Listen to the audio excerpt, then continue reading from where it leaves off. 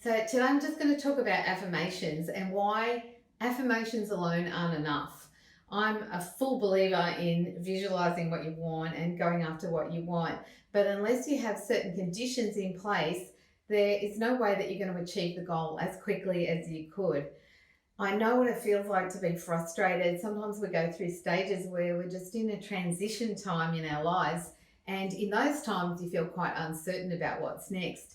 And you know that when you're in a transition point and you're moving towards something new because you usually feel quite frustrated about where you're at. So, affirmations are a great thing to do. Saying to yourself, I want to be a millionaire, or maybe you want to do something like be a coach, maybe you want to be a CEO. And so you have this desire inside you. And the reason why you have the desire inside you is because you instinctively know it's something that you're meant to do.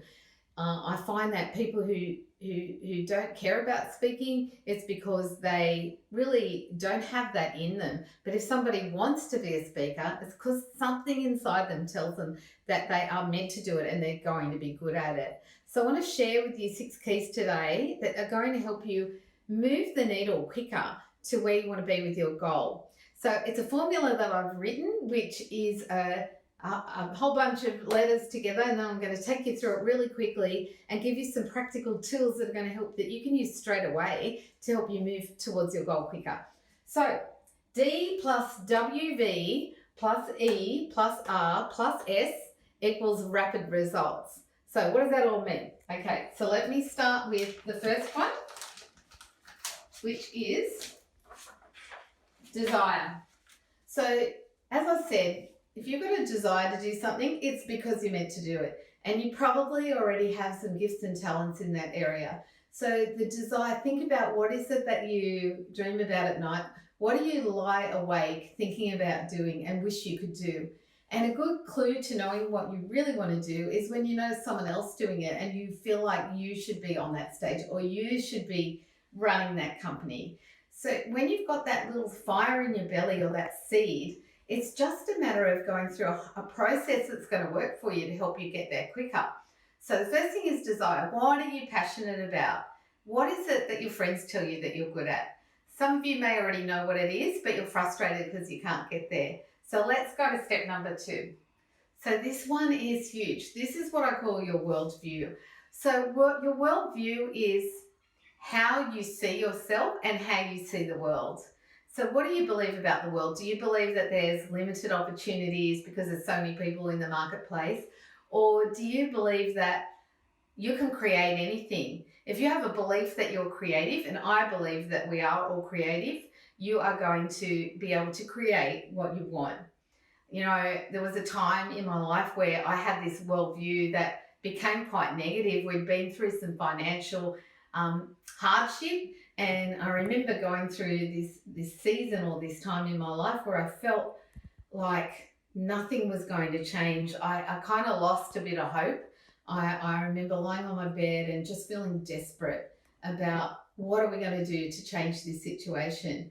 But as I worked through with myself against my own battles and overcame the battle of anxiety and started to make choices about the way I was going to view the world, what started to happen was things started to flow to me more easily. And I remember particularly this one time I went to a program that was all about mindset shift, which is a field that I've been in for so many years. And I put myself in a position where I could hear something different and get a different perspective. And I came home from that program, and within 3 weeks, I had $50,000 worth of work with a company that just came to me just like that. And so number 3 is your emotions and your energy. How do you feel every day? Because how you feel every day is going to influence what you do every day. So if you feel good, you do good. So how do you want to feel? How do you want to feel? And how do you currently feel about the goal that you have? So think about a word that would describe how you would like to feel, and that's what you want to focus on and get your body aligned with that. So what has to happen for you to feel confident, for example? What kind of situations can you put yourself in that make you feel confident? How do you breathe when you're confident? So shifting your state, physical state, is a massive part of being able to connect and draw that line between where you are and your goal. So number 4 is your rules. So we all have rules, right, that we think about things. For example, subconsciously you might be saying to yourself, I'm not someone who is great at sales, for example. Or maybe you're saying to yourself, I don't know if I'm going to be able to start a business because maybe you've been in a corporate role, you're used to getting a pay packet, and you want to do something, but you're not sure if it's going to work.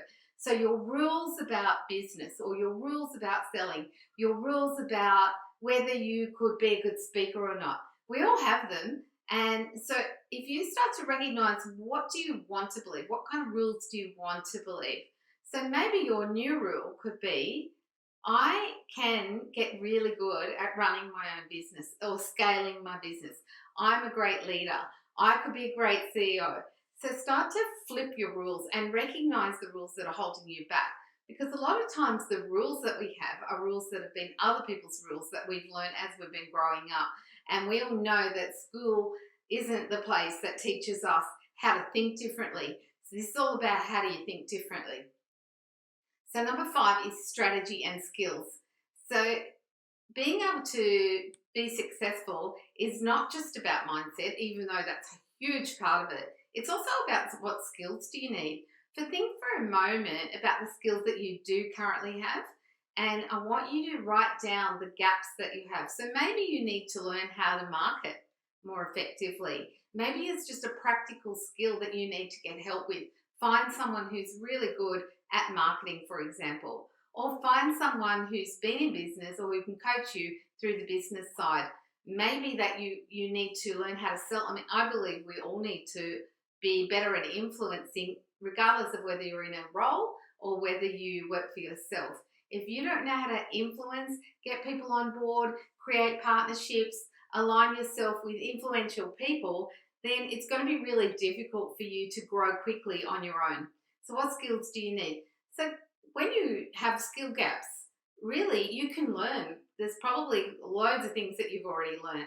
So what else can you learn? You can figure it out. You don't have to stay where you are. Or who can you find or partner with that has a complementary skill set to you that's going to help you to accelerate quicker? And the last thing is execution. So for people who are creative or ideators, they often need to have people around them who are great at implementing. You know, a lot of people who get really excited about ideas, they chase the shining objects, and it's because the right side of their brain is just powering away like a machine. But it's kind of like driving the car without an engine. So how can you move into that execution part of your brain and start to move through tasks that are going to get you? I can relate to this one because I'm always coming up with ideas. I've got loads of programs, always doing multiple projects at once. But unless I have a schedule, I'm very focused on the key rocks, I call them, that are the key projects that I'm moving towards. Every day I could be wasting so much time, and I've done it before, and we all do it, getting distracted with things that aren't aligned with where we want to go. So execution is about focus. It's about doing things and pushing through those barriers that we don't like to do. Maybe you're not someone who likes to do administrative or organizing. And if that's the case, it's about having a high-level view of the project and the goal, but being disciplined, putting some discipline into your day so that you spend a certain amount of time working on, how am I going to execute this plan? How am I going to plan for the future? Otherwise, you'll be like this. You'll be going in 100 directions at once, and you're not going to land the fish that you want to land. I invite you to come onto our page, onto our website. We've got some great tools there that you can use to help you take your idea to execution faster, or improve your confidence or your belief around what you want to do next.